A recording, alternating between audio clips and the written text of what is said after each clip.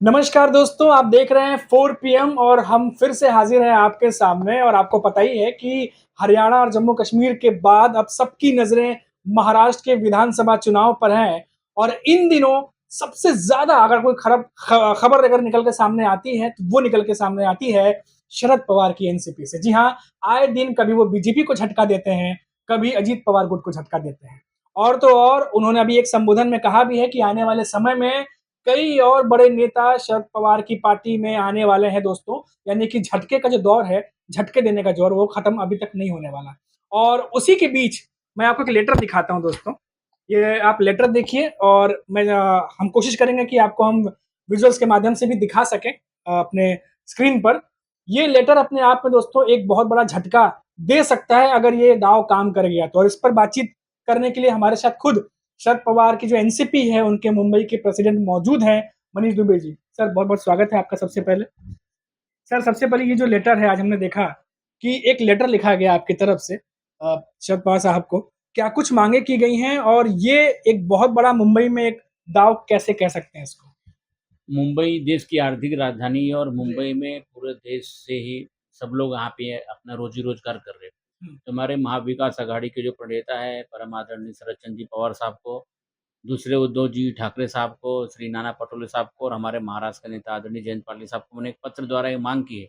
कि मुंबई शहर की जो 12 विधानसभा क्षेत्र है, जी। जिसमें दहिसर, मागाठाणे, कांदिवली, malaड, कुर्ला, कलीना, अणुशक्ति नगर, शिवाजी नगर, मानखुर्द, ये जो क्षेत्र है हिंदी भाषी बाहुल्य क्षेत्र है और यहाँ पे हिंदी भाषियों की संख्या बहुत है। हुँ, इतनी संख्या है कि वो इलेक्टिव मेरिट तक आ सकते हैं। हुँ, मैंने पवार साहब से ये पत्र माध्यम से मैंने विनंती किया है कि आप यहाँ पे हिंदी भाषी समाज के लोगों को प्रतिनिधित्व दीजिए, क्योंकि मुंबई शहर में जो हिंदू भाषी समाज है और मुंबई का ही आमदार नहीं बनेगा, बाकी 20 जो राज्य हैं हिंदी भाषी जहाँ पे बोली जाती है, उनका भी वो आमदार बनेगा और मुंबई शहर, थाने, पालघर के जो नियर 6 महानगर पालिका है, उनको भी मजबूत कर सकता है पार्टी के माध्यम से महाविकास आघाड़ी को। इसके लिए मैंने माँग की है, ये 12 सीटों पे हिंदी भाषी प्रतिनिधित्व को ज़िम्मेदारी दी जाए। जी। अब सर अभी आपने ये जो लेटर लिखा है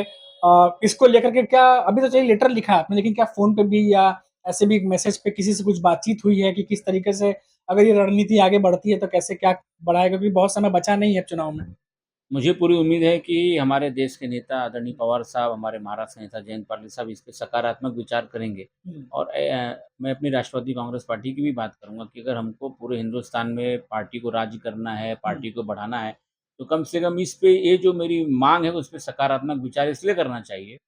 क्योंकि मुंबई शहर में जो रहने वाला आमदार है, अगर यहाँ पे मुंबई में एक आमदार जीत के आता है, तो उसका संपर्क 20 जो हिंदी भाषी क्षेत्र है, चाहे अच्छी चीज़ों के लिए हो या किसी भी चीज़ के लिए हो, कोई मदद हो, तो किसी को उत्तराखंड से फ़ोन आएगा, किसी को झारखंड से फ़ोन आएगा, किसी को बिहार से फ़ोन आएगा, राजस्थान से, पंजाब से, हरियाणा से। क्योंकि अगर यहाँ पे एक विधानसभा का हिंदी भाषी उम्मीदवार है, तो उसका कनेक्शन ऑटोमेटिक भाषा की वजह से देश के अन्य राज्यों से कनेक्ट होता है और जिसका फ़ायदा हमें पार्टी बढ़ाने के लिए पूरे देश में फ़ायदा मिल सकता है। इसलिए मैंने ये पत्र के माध्यम से विनंती की है कि मेरी माँग को सकारात्मक विचार किया जाए और मुझे पूरा उम्मीद है, इस पे सकारात्मक विचार किया जाएगा। जी। और सर आपसे बातचीत हो ही रही है तो अब ये ज़ाहिर-सी बात है कि अगर इस पे विचार होता है तो ये भी एक बहुत बड़ा दाँव कहा जाएगा क्योंकि अभी तक हमने देखा है कि जो बीजेपी है या बाकी भी जो पार्टियाँ हैं,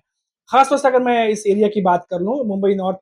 वेस्ट की बात कर लूँ, मुंबई नॉर्थ की बात कर लूँ, तो यहाँ पर कहीं न कहीं बीजेपी का एक तरीके से कहें कि ख़ास तौर से उत्तर भारतीयों की बात करें तो उनकी वजह से उनको थोड़ा सपोर्ट रहता है। लेकिन अगर ये दाँव काम करता है तो एक बहुत बड़ा जो है एक कह सकते हैं कि एक दाँव कहा जाएगा इसको कि सामने वाले को चित करने के लिए। वैसे इन दिनों आजकल बहुत ज़्यादा दाँव-पेच खेले जा रहे हैं। अब सर हमारे साथ मौजूद हैं तो हम ये भी सर पूछना चाहेंगे कि आए दिन हम देख रहे हैं, कभी बीजेपी को झटके मिल रहे हैं, कभी अजित पवार की गुट को कई सारे नेता पार्टी छोड़ के शरद पवार के साथ हाथ मिला रहे हैं सर। तो ये भी एक तरीके से दिन पर दिन उनकी स्ट्रेंथ बढ़ती जा रही है। पवार साहब की जो सोच है महाराष्ट्र की विचारधारा को लेके, महाराष्ट्र के विकास के लिए, महाराष्ट्र के समग्र विकास के लिए उन्होंने जो इतने सालों में काम किए हैं, हुँ, ये जानने समान जनता को पता है। और जो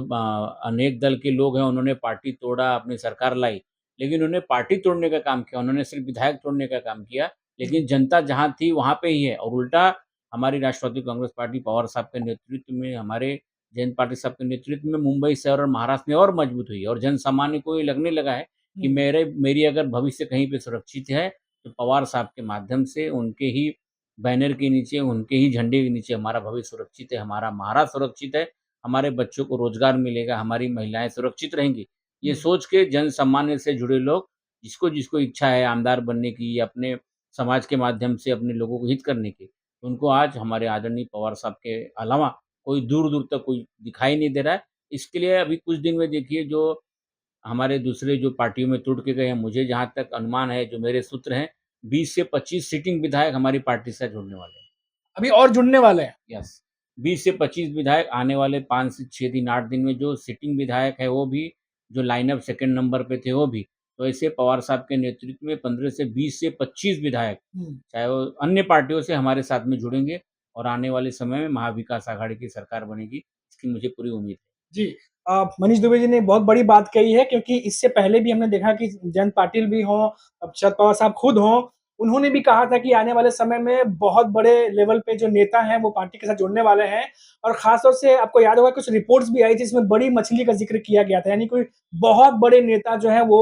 शरद पवार की पार्टी का साथ पकड़ सकते हैं और एनडीए के नेताओं की तरफ से चाहे वो संजय राउत हों, कई सारे नेताओं ने इसका हिंट भी दिया था और अभी मनीष दुबे साहब जो हैं हमारे साथ मौजूद हैं, शरद पवार के एनसीपी के मुंबई के प्रेसिडेंट, उन्होंने भी बोला कि आने वाले समय में 20 से 25 विधायक जो कि बहुत बड़ा एक कह सकते हैं कि एक नंबर है और ये नंबर जो है वो आने वाले समय में और जुड़ सकता है। फिर इसके पीछे ये भी हो सकता है कि लोकसभा चुनाव में हमने देखा मनीष सर कि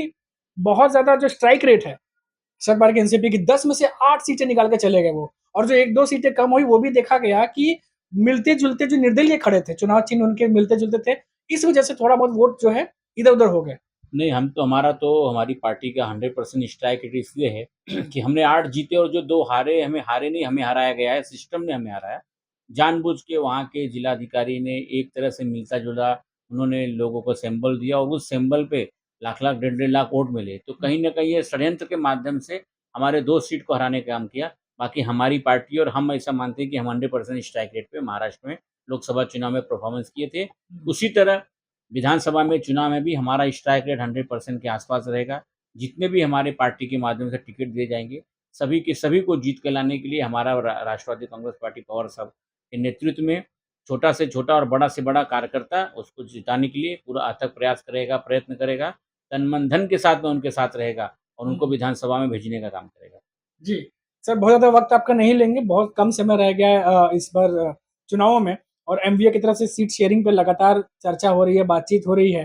तो कुछ एक अनुमान सर अगर आप दे पाएँ अपने सोर्सेज़ के हवाले से कि कब तक सीट शेयरिंग जो है वो फाइनल हो सकती है और उम्मीदवारों की सूची कब तक आ सकती है? मेरा अनुमान है कि 15 तारीख तक सभी सीट शेयरिंग कन्फर्म हो जाएगा, मीटिंग रेगुलर चालू है जी। और 15 तारीख तक ऑफ़िशियल अनाउंसमेंट पूरे महाराष्ट्र में हो जाएगा और उम्मीद है कि आने वाले 2-4 दिन में एक कोड ऑफ कंडक्ट लग जाएगा। उसके इमीडिएट बाद सबसे पहले महाराष्ट्र में कोई अगर अपना सीट शेयरिंग का डिसाइड करेगा, तो हमारी महाविकास आघाड़ी के माध्यम से अनाउंस किया जाएगा। जी, थैंक यू सो मच हमसे बात करने के लिए और ये मनीष दुबे जी थे जो कि मुंबई जो प्रेसिडेंट हैं शरद पवार एनसीपी के वो उन्होंने कई सारी जानकारी हमसे शेयर की और आए दिन लगातार बहुत सारी खबरें निकल कर सामने आ रही हैं और जैसा कि हमने बताया कि एक लेटर लिखा गया इनकी तरफ से और काफ़ी ज़्यादा ये अहम हो जाता है लेटर क्योंकि ये ऐसा क्रिटिकल सिचुएशन है इस समय कि हर एक चीज़ जो है वो कुछ नयापन या कुछ नया दाँव-पेच जो है वो हर पार्टी की तरफ से कोशिश की जा रही है कि वो किया जाए ताकि आने वाले समय में एक दूसरे पर बढ़त बनाई जा सके। तो जैसे ही नई अपडेट्स आएँगी, जो भी नई खबरें आएँगी, कोई नया मुद्दा होगा, वो सब कुछ हम